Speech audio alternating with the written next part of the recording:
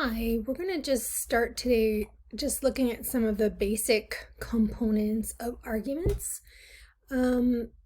First, it's important to think about, sort of what does an argument do, right? It tries to convince you, but convince you to accept a conclusion, but to break that down into component parts, we talk about premises. Premises are support, so they could be statements of fact, they could be conceptual claims, basically anything that gives evidence or support to the conclusion. But the premises themselves are sort of statements or propositions. They're claims. The conclusion is also a claim, but its role in an argument is to be the claim that the premises are providing evidence for. So when you break an argument down, you have claims. Those claims are offered in support of another claim, which is the conclusion. And between them is this relationship of support. So sometimes I like to think about the premises are like the legs of the table, and they hold up the conclusion, which is sort of the top of the table, right? And depending on how strong the premises are, that's how strong your conclusion will be, because it's the top of that table. But right, it's not just a collection of legs and then a top of a table over on the other side of the room. No, we put them together, and there's a dependency between them. So one way to think about that dependency is if the premises, then the conclusion. So what we do is we present the premises as evidence, and we say, given this, the conclusion follows or is made likely. One way that I like to think about it is to think about the word because. So why the premises? Sorry. Why the conclusion? Because the premises. So because of the premises, then the conclusion. So you wouldn't. So when I'm identifying premises from conclusion material, I always think, is this because that, or is it the other way around? So I do a kind of because test. So arguments, I mean, it's hard to make a really good argument. It's hard to make an argument that's sort of rock solid.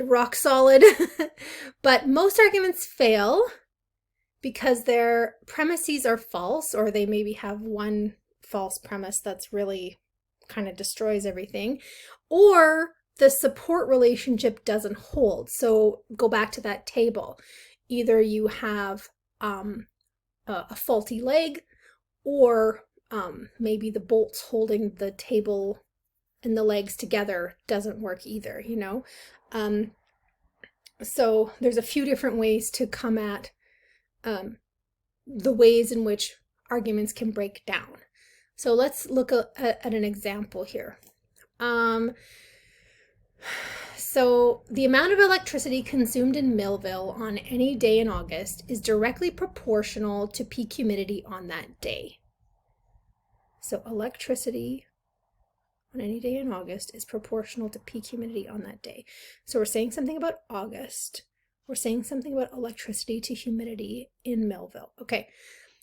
Since the average peak humidity in August was 3 points higher, this August was 3 points higher than average peak humidity last August, it follows that more energy was consumed in Millville this August than last August. Okay, so our first bit here is a kind of ratio, right? Electricity varies to humidity in August. Here we have an example. We're saying specifically average peak humidity this August, and then we're comparing it to last August, and we're saying it follows that more energy was consumed in Millville this August than last August. So there's a lot going on there. The first thing we need to do in order to evaluate the support relationship, again, is to think about what is supporting what. So where's the because here? Another way to think about it is, what's the claim being put forward with evidence? So one way to look for that, one way to detect a conclusion, is to look for certain kinds of indicator words, like thus and therefore, and it follows that. This argument very clearly has it follows that right here. So what we're doing is not just looking at the individual words, we're looking at how those individual words may or may not demonstrate the relationship between the premises and the conclusion. So it follows that, right? Now, one thing that we have to know is that just because something is part of a larger sentence doesn't mean that that whole sentence is the conclusion. Here we have a whole argument that is 2 sentences. So we're clicking off, in a way, this last part of the second sentence to say that's what's being argued for. So how do we know this is the conclusion? Well, we look at what the evidence is doing. So, for example, our first sentence, it so happens, is a kind of principle. The amount of electricity consumed in Millville on any day in August is directly proportional to peak humidity on that day. So, electricity consumption directly proportional to peak humidity. It's giving us, one way to think of that as a principle, another one is a kind of ratio. They vary together. Premise 2, the average peak humidity this August was 3 points higher than average peak humidity last August, right? So if it varies the way that the first premise says it does, in this instance, when I say to you this August, from that, we can derive, or it's very likely that more energy was consumed in Millville this August than last August, right? But notice how the conclusion, what's in support of it? In support of it is a ratio deriving or being applied to an instance, and then a conclusion. Another thing we could do to support this conclusion would be to say, hey, who works at the power company, who can tell me about the electricity consumption on this day? And we could just find that out, right? But here we're reasoning to that conclusion versus just finding it out. And that's why this argument, when we think about how supported a conclusion could be, is we say, okay, is this conclusion absolutely necessarily true, or is it actually very, very likely? So I would claim that this conclusion is just very, very, very likely. Why? Because it's possible that it's not true. It's possible that premise 1 and premise 2 are true, but the conclusion is not true. Why? It's possible that Millville had a forest fire and everyone left, so there was no energy consumed in Millville. That's possible. We don't know. So this brings me to the difference between a deductive argument and an inductive argument. In a deductive argument,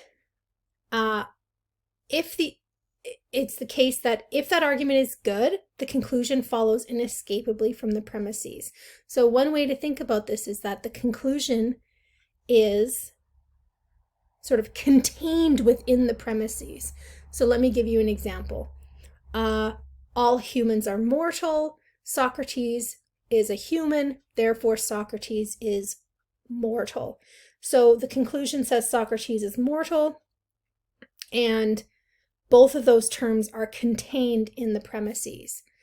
An inductive argument, again, go back to Millville, we are combining and saying something new in the conclusion. Say, well, by these two claims, we can, within a reasonable degree of certainty, claim that this was the energy consumption in Millville this August, right? So an inductive argument, unlike deductive arguments, lack that, solid feature that if the premises are all true, it guarantees the truth of the conclusion. So in an inductive argument, the conclusion is made likely by the premises, which is completely different than just them being contained. So a little bit more about inductive arguments. Inductive arguments extend our factual knowledge beyond the content of the premises. So they're actually more useful. They allow us to explain more, to extend information. Again, look at all humans are mortal. Socrates is a human. Therefore, Socrates is mortal. Did you learn anything from that argument? Did you learn anything you didn't already know? Probably not.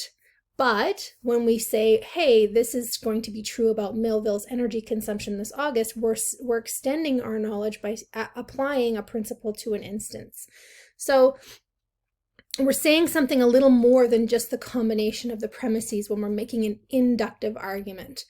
And this is why a lot of the claims in science, if not all of them, I guess we'd have to have a little debate about that, but generally speaking, the claims of science are conclusions of inductive arguments.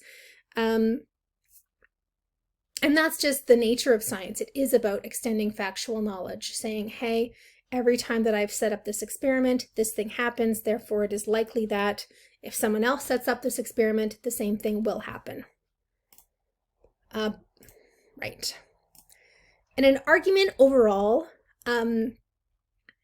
has to have a kind of cogency is the word that I'm going to use, but what I'm trying to say by that is, plausibility, evidence, rational, right?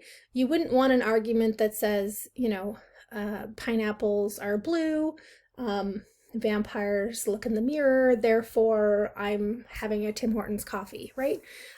So if we're correcting for all of that, what we want premises that are accepted or rationally acceptable to a reasonable audience. There's lots of work in there around what it means for something to be rationally acceptable or what qualifies as a reasonable audience. This is why we have to argue about evidence and support. And, we have to have reasons that are publicly acceptable. So it can't just be true for me. It has to sort of have a kind of wider public appeal for something to be true. And that I don't mean by that, that, the public kind of votes on truth. What I mean is that we have norms of acceptability and proof. And yeah, the premises can't be silly or arbitrary, like the example that I gave. The premises must be relevant to the conclusion. So we might have some good factual claims in the premises, but they might not actually be directed to the conclusion. And that's a failure of that relevance condition between the premises and the conclusion. And in addition to being, acceptable and relevant, premises must actually provide support. So they might be good legs for the table, but maybe they don't fit that table, right? It's the wrong top. So the premises have to provide sufficient or strong rational grounds for asserting the conclusion. So that's why, when we're doing critical thinking, we're thinking about what kinds of claims the premises make. Are they statistical claims? Are they scientific claims? Are they conceptual, like all human beings are mortal or something like that? And then does the acceptance of those premises actually provide sufficient grounds for the conclusion? And that's kind of a general cogency. But when we're talking about deductive arguments only and specifically, then we're starting to think about validity and soundness, which I have in another video.